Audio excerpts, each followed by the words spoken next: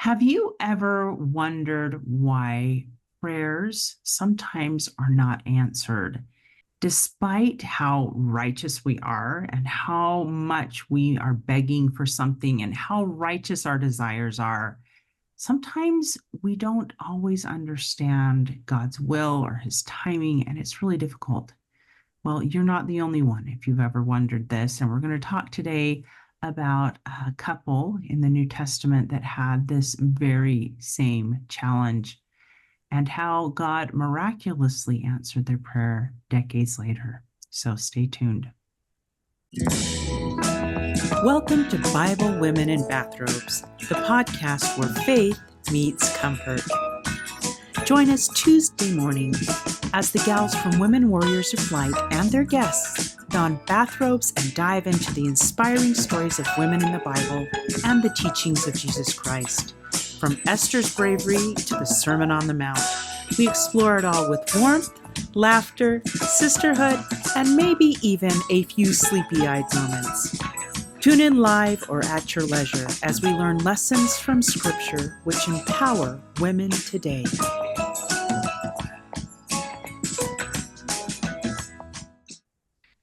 Hello and welcome to another episode of Bible Women in Bathrobes. I'm your host, Tamara K. Anderson, and joining me today is Amy Johnson. Amy, thanks for being with me this morning. Good morning. Thank you for having me. And you guys, I am so excited to announce that for the next several months, we are going to be talking about the Nativity story and the witnesses of Jesus Christ surrounding his birth. I thought as I was praying about what we could talk about on the podcast that God said this is important. And so I'm excited that today we get to dive into the story of Elizabeth and Zacharias. And if you want to follow along, we're going to be in Luke chapter 1, and we're going to cover verses 5 through 25 in today's episode. So we kind of pick up this story. Zacharias and his wife Elizabeth were both of the tribe of Aaron. And this was important because that was the priestly line. These were the people who did the performances and the ordinances for the house of Israel. They burned the incense, they did the sacrifices and all that stuff. And we learn a little bit about Elizabeth and Zacharias, that they were both of this line. And then in verse 6, it says, and they were both righteous before God, walking in all the commandments and ordinances of the Lord blameless. In verse 7, and they had no child, because that Elizabeth was barren, and they both were now well stricken in years. So we learn that they were older at this point in their life, that they were both righteous. And my goodness, the prayer of any righteous couple, especially back in this time period of the New Testament, was to continue on their lineage. That lineage of the priesthood of Aaron, which was given to those of that tribe. And that was very, very, very important to them. Just as we've talked about how important it was for the women to have a child, that was super important in their traditions. And yet, often in those times, people would kind of point and say, well, they must be sinning because they can't have babies. You know what I mean? And I think sometimes that follows to us today, that what is wrong with you? Why won't God give me this wish of my heart? Amy, I'm going to pause there and see if you have any thoughts on what those verses we've read so far. I really love the word blameless because I think sometimes I think I have to be perfect. So when it says walking in all the commandments and ordinances of the Lord blameless, I like that it doesn't seem to me that they did it perfectly, but that they were doing their very best and therefore they were blameless before God. So I really like that, really appreciate that. I feel like I often fall on my face, no matter how hard I try. And so I really like that. Also, I love that I love that as a righteous couple, that was their desire. And I see that now today. There's actually kind of a surge, a movement that my daughter keeps talking about these people who, women specifically, who are going back to having families and and raising children up to God. And I am so grateful for that because when a society gets away from that, I feel like our righteousness really wanes. Mm. And so I really truly believe that when we are truly righteous, our desire is to raise children up to God. Our desire is to bring people into our home. And like you said, that's not always the opportunity of someone. I have a dear friend. I have many dear friends in Italy who cannot have children, and but one in particular really loves this story of Elizabeth, and she was never able to have children. And I sat with her and talked with her for a few minutes, and as she wept, because now she's well stricken in years, and she's never been able to have children. And I really love that now, as I've walked this life and seen and met people who have felt, I can feel Elizabeth's grief. Because when you get to the point that we're probably at, where we know any minute we wouldn't be able to have another child, it would literally suck the hope right out of you, I would think.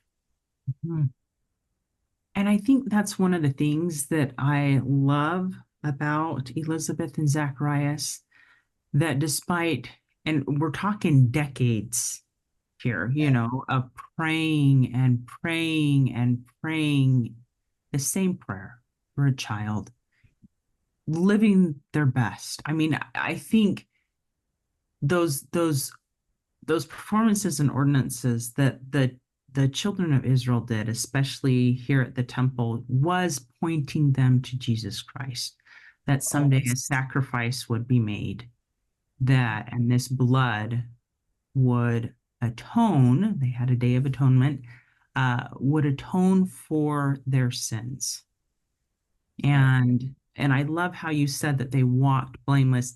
It doesn't mean that they walked perfectly, but it means that they repented, that they were Yeah. cognizant that they needed God in their lives so that they could be clean. And I think because of who they were and this line that they were a part of, that was probably a little more forefront in their minds, right? I think so. And anytime you're, like you said, in the temple and obeying the commandments and doing the ordinances that point us to Jesus Christ, you are looking, and the fact that they were continuing forward looking to Jesus Christ instead of being angry that they didn't have a child, I think that's remarkable. Yeah. Well, and honestly, I bet they had some anger in there at some Yeah, point, but you know what I mean. like anybody, Like but turning away from God in anger is a huge yes, problem yes, that they just didn't exactly. do. They were doing what they were supposed to do despite their frustrations or pain. Yeah. Ooh, hard things, right? So I think that they're a great example of sticking with God, even when the most tender desires of their heart were not being answered. Right. It's such a great example to me. And then we kind of pick the story up here in verse 8, and we talk about it tells us about how Zacharias, because of his priestly order, was he was given the lot. So they kind of drew lots to see who would burn the incense symbolizing the prayers of the children of Israel going up and reaching heaven.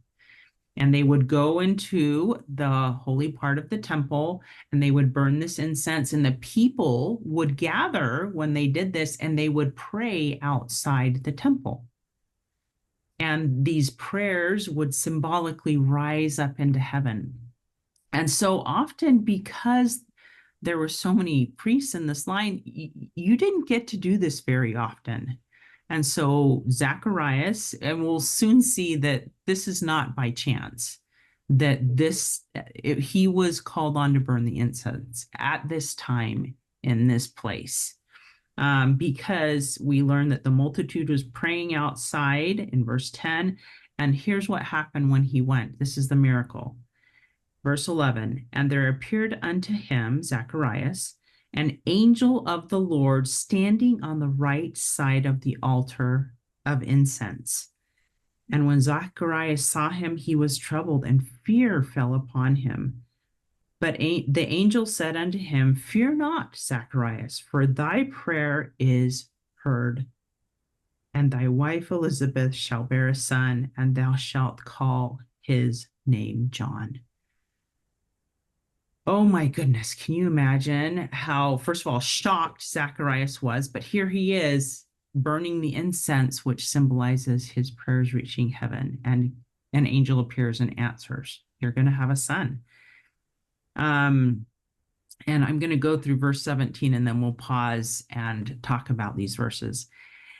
Verse 14, and thou shalt have joy and gladness, and many shall rejoice at his birth. For he shall be great in the sight of the Lord, and shall drink neither wine nor strong drink, and he shall be filled with the Holy Ghost even from his mother's womb. And many of the children of Israel shall he turn to the Lord their God. And he shall go before him should be a capital H, meaning Jesus, in the spirit and power of Elias, to turn the hearts of the fathers to the children, and the disobedient to the wisdom of the just, to make ready a people prepared for the Lord. So this child has a critical and important mission in preparing the way for Jesus Christ. Amy, any thoughts on these verses here? So many thoughts, so many things. In verse 13, I love how he says, fear not, for thy prayer is heard.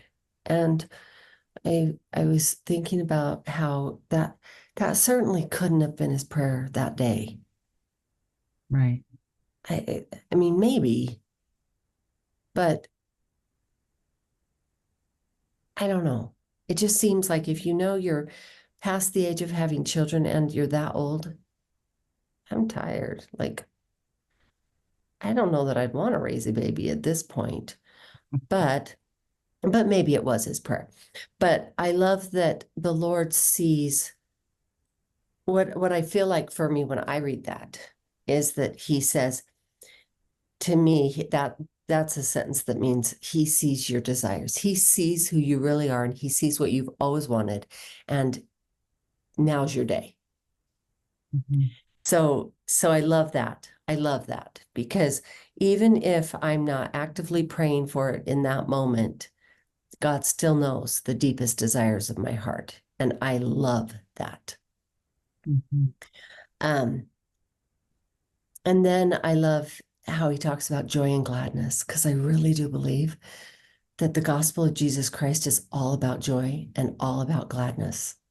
Mm-hmm. And I love that that's what he says. He says, you shall have joy and gladness. Like, to me, I'm like, really? That's so good. And then if you read, as we will probably later, but the shepherd stories and all of the things, like the joy and the gladness and the feelings that the gospel of Jesus Christ should invoke in us, if we really truly understand what he's done for us.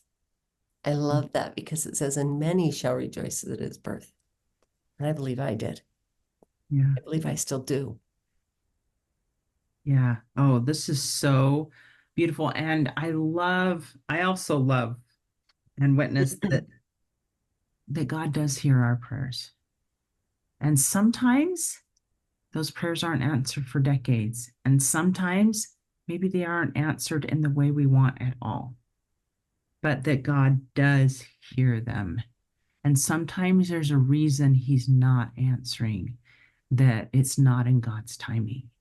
There was a very specific reason that Zacharias was in the temple and Elizabeth, and their prayers weren't answered until this time, because their son John was the forerunner to Jesus Christ. He was the one that prepared the way before him. He had a very specific mission, and a very specific calling. And it's And beautiful. very specific parents. And very specific parents. Yeah. I think that's important. Mhm. Very specific parents. Yeah, absolutely. And so we see this fulfillment not in their timing, but in God's timing. And that is always a bitter pill to swallow when we are praying for something we want it right now, and there's a reason we want it right now, and it just isn't answered. And I love that, like we commented earlier, they remained faithful despite that prayer not being answered in their timetable. Well, can I just to say that sometimes part of the joy that comes from the gospel of Jesus Christ is understanding that for every prayer that is unanswered or we're waiting for an answer, there are many, many of our prayers that are answered immediately. I had, and the joy comes from recognizing that. Mhm. The joy comes from seeing the goodness of God in our lives. I had a granddaughter call last night sobbing. She was very upset. Because one of her first rabbit that she bought to breed had died. She got old and she had died.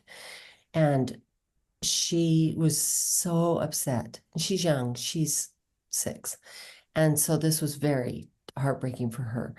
And she and I talked about that, and we shared some experiences. I had a rabbit too when I was a little girl that died, and we talked a little bit about that. But then at the very end, I just said, I testified to her of God, and I just said, would you do Grandma a favor and go and pray and tell God all the things you just told me, and then ask him to help you carry these really big emotions. And then when you're done with your prayer and you feel like you've finished talking to God, will you just call me back and tell me what happened? And this little 6-year-old, so fast, because children are so fast. She called me back. There were no more tears. And she was like, Grandma, I feel so much better. And I think we get caught up in the grief that we forget that the joy and the gladness in our lives truly comes from recognizing that for every seemingly unanswered prayer, there are multitudes of answered prayers. I don't believe Zechariah and Elizabeth get this far obeying the commandments without the uplifting hand of the Lord answering their prayers every single day, their other prayers. Mhm. Yeah. I like that idea of focusing on what we do have versus what we don't. Yeah. It's that abundance mindset. And it really, you almost have to ask God's help to help you see it if there's something that is just weighing on your heart. And Sure. I love that example of your granddaughter too, of giving those strong emotions of grief and sorrow to God, and then waiting to see what he gives back, because he is giving Yeah. us things all the time. We just need eyes to see the miracles, right? And it was a really good lesson for me, as it often is when faced with awesome teaching moments. For me, I literally heard myself testify. I promise you that God will do this every time you give you his emotion. In the midst of me dealing with my own emotions, it was Mm-hmm. a really good reminder, like, hello, Mm-hmm. Yeah. you Oh, know this, so go do oh, it. so good. Yeah. Um, and then I'll quickly summarize these next couple of verses that happen. Verses 18, Zacharias is like, wait a minute, you're finally answering this prayer. He says, whereby shall I know this? For I'm an old man and my wife is well stricken in years. He's like doubting. He's like, hello, menopause, she can't have I kids. don't know if you've been watching, but things down here are a little different than you see. I know. And then I love the angel's response. This is so powerful. He says, and the angel answering said unto him, I am Gabriel that stand in the presence of God, and am sent to speak unto thee and to shew these glad tidings. He's like saying, hello, I'm coming straight from God. I'm telling you this is going to happen. It's going to happen. You know what I mean? And don't doubt.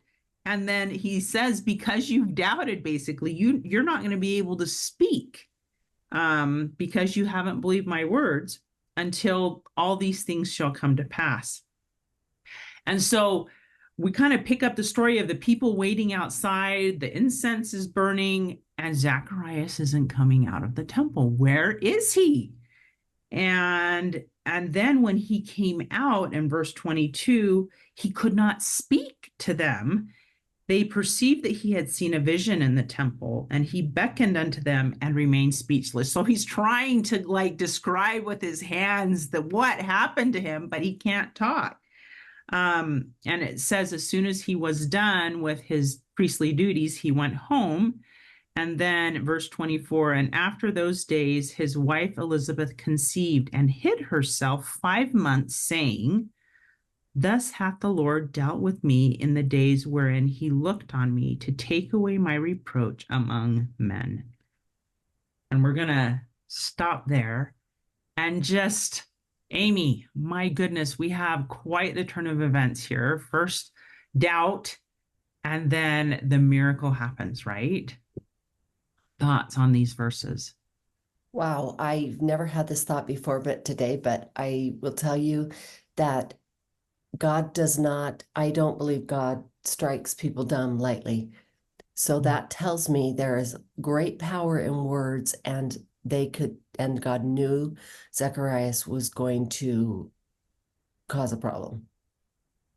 I love Zacharias. I love Elizabeth. But it has never occurred to me before this morning that maybe Zacharias is a little bit of a complainer and a little bit of a doubting person naturally, and that maybe that our words have so much power. And I can't see that God would just, he's not a mean God. He's not a God that's just gonna strike him dumb for no reason, not the God I know. And so he strikes him dumb for a purpose. And that's interesting to me. And I think I will be pondering that for a while. But that I love that he did. He strikes him dumb. Anyway, I find that fascinating that because God does things for purpose and for the benefit of mankind. And in her old age, I think Elizabeth would have needed to be filled with light and with faith and with positive stuff to carry a child in her old age.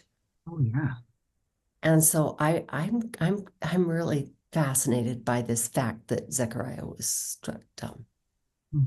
That's my first thought. The other thing that I really love is that you can almost feel her seeing God see her worthiness. And I love that because she says he takes away my reproach among men. And in those 5 months that she is not living with anyone who can talk, it's just silent. I don't know. Some days that sounds really marvelous. Some days it sounds really quiet and lonely, but some days that sounds really marvelous. And so she's literally having conversations with the Lord. Where else would you go? Yeah, absolutely. And that's a blessing. Yeah. Yeah. I love your insight there, is that there is purpose behind Zacharias being struck dumb. And of course we'll finish the story out here in the next couple weeks. But how it probably turned his thoughts to God. And sometimes I have this thought that sometimes we trust so much in science that we forget that God can do anything. that even something like this, when somebody is beyond childbearing years, is not too hard for God. And we see that example also in Sarah of the Old Testament, when she was beyond childbearing years and she bore Isaac, right? So God can do miraculous things. And I love that there were also witnesses to this outside the temple. It isn't just the witness of Zacharias and Elizabeth. This extended to their whole community. The blessing of this miracle. It's interesting. It's in verse 14 we read, and thou shalt have joy and gladness, and many shall rejoice at his birth. This joy and gladness, I can imagine him being struck dumb and being like, oh my goodness, this is really going to happen. God has power to do crazy stuff. And then going out and trying to tell the people how excited he is that he saw this angel, and knowing that God is going to bless him with this son. We'll see later on in the story, and we'll hear his witness, which is powerful after being held silent for so long. Yeah. That he was finally able to speak, and what he said was powerful. He'd had a lot of time to think and ponder and pray. And then Elizabeth, I find it interesting that she hid for 5 months, probably some out of astonishment. I mean, she probably wasn't having a period to begin with anyway, but all of a sudden she starts to feel things in her stomach and is like, really? Am I really pregnant after all these years? And probably running the gamut of emotions, because hello, pregnancy. You're emotional during pregnancy, but just also the emotions of, I have been picked on and people have looked down on me for decades. And God has finally answered our prayer. What a miracle. So she was running the emotions as well of, I finally. And because he wasn't able to speak, Yeah. I'm not sure she understood that was going to happen. Yeah, I wonder that too. And Like, was he able to write to her and say, well, this is what's going to happen? we know that he was, because he wrote. We find out later, right? Yeah. But I feel like I'm giving spoilers, like not all of us know this story. Okay, most people know this story. Yes, but I'm real careful. It's funny. And we know he could write later, which I don't want to tell you about because I don't. But also, wasn't it the custom if you were pregnant to hide yourself at the end? Oh, Wasn't yeah. that in the Levitical law? I don't know, so don't quote me on that, but I wonder Yeah. if that was part of the Levitical law. Yeah. Yeah. But I think it's beautiful that really they were processing this miracle together with God. That's Yeah. really who they had at that point. They had each other and they had God, and probably a lot of prayers and a lot of pondering and a lot of insights that God was teaching them personally during this time of pondering and miracles. Ooh, I actually had kind of a similar, like a experience for me. Earlier, not too early, but in our marriage, we had really just been through a lot, and we were struggling to get along. And all of a sudden, my husband got a job where he left town for 20 days. oh, And then he would come home for 10, and then he would leave for 20 days. And I used to tell people, they'd say, oh, that's got to be so hard to be married to a guy who travels. And I'd say, well, it's easier than being married to a gambler, which is what we had been. mm, But I used to always say it was like being under a God ordained separation. He went to his corner. I went to my corner. I got to know who I was with God again. He got to know who he was with God again. And I kind of feel like that's what Elizabeth and Zechariah got to do. He couldn't speak. So he got to go to God. She couldn't talk to him effectively. So she got to go to God, and they both came to God. And I find that very powerful when the angel tells him in verse 17 and 16, and many of the children of Israel shall he turn to the Lord their God. And it started with their parents. And I think that's the whole point of all this stuff. That's the point of us sitting here at 6 a.m. Mhm. is to turn the hearts of many to the Lord their God. And we do it in our own feeble way. But that's the whole point of all these stories Mhm. by Elizabeth and Zacharias have been talked about for the ages, is in an effort to turn the children of Israel to the Lord. Mm. Wow, that is powerful. I love that. And that right there, call, how can I even say anything greater than that? But I think the other amazing takeaway from this story is God hears and answers our prayers. Yeah. And if he's not answering one of your prayers right now, look for the other ones that he Because is. there are so many. Mhm. Yeah. And don't give up. He can work miracles, mighty miracles that defy science in his own time and in his Yeah. own. Thanks for tuning in to Bible, Women, and Bathrobes, hosted by Women Warriors of Light. We've loved exploring the stories of remarkable women or the teachings of the Savior today with you. If today's episode brought someone special to mind, be sure to spread the word. And don't forget to hit that subscribe button so you never miss a moment of inspiration and sisterhood. Just a friendly reminder, all opinions we share are entirely personal, as we are trying to decipher and apply Bible teachings just like you are. Until next time, stay faithful, and may your journey be blessed and illuminated by God's love.